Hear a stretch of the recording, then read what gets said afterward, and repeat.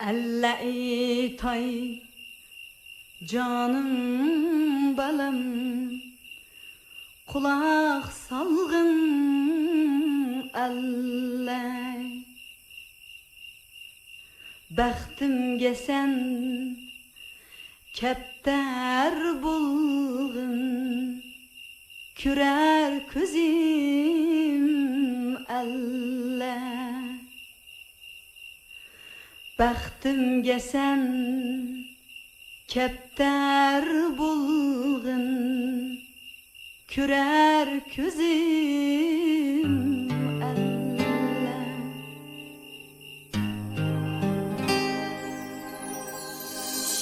Anam şundak bir ayal idi, hasırsımı yüdeydeydiğen, güya o bir perişteydi. Balam derdim yüdeydeydiğen, anam berdem bir ayal idi, buğday berip zağır yeydiğen. Yana şundaq şükür canide, balam sen ya men toxtaydiğen.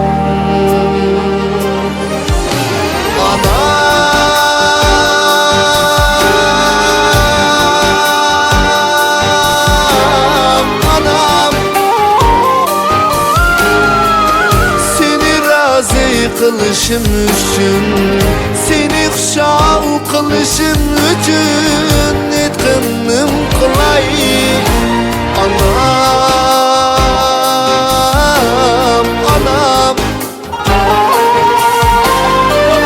quyosh kabi bag'riken anam.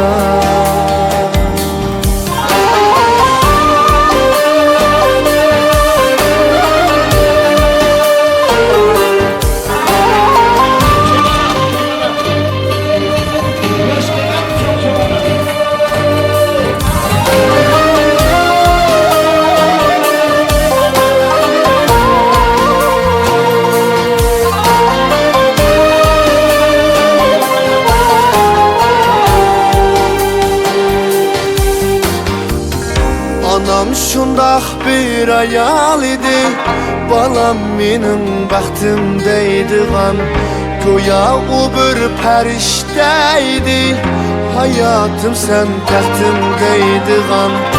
Anam şundaq bir ayal idi, minneti yo'q bağrımdaydiğen. Ovalçılık darsımı yana, balam menin barımdaydiğen.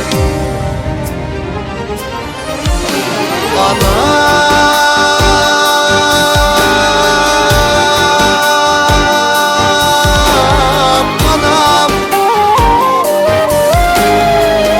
seni razı kılışım üçün, seni xuşal kılışım üçün etkinim kılay. Anam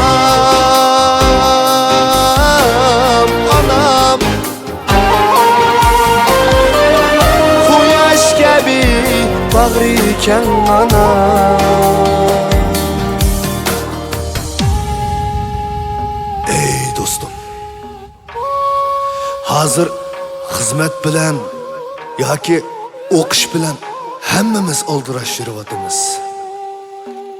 Shundoq bo'lsa-mu, bir kunda bir qitim, bir minut bo'lsa-mu ota-onamizga telefon urib ahvol so'rab qo'yaylik. Bu gaplarni demasam-mu hammanglar bilasizlar. Lekin sizlarning esinglarga solib qo'ymoqchiman xolos. Eslatib qo'ymoqchiman xolos. Hammanglar omon bo'linglar. Anam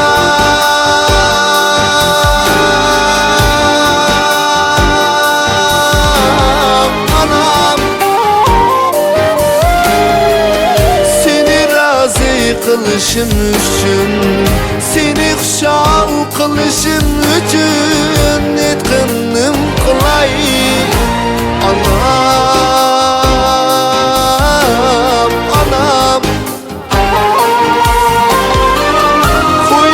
kabi bağrıken ana.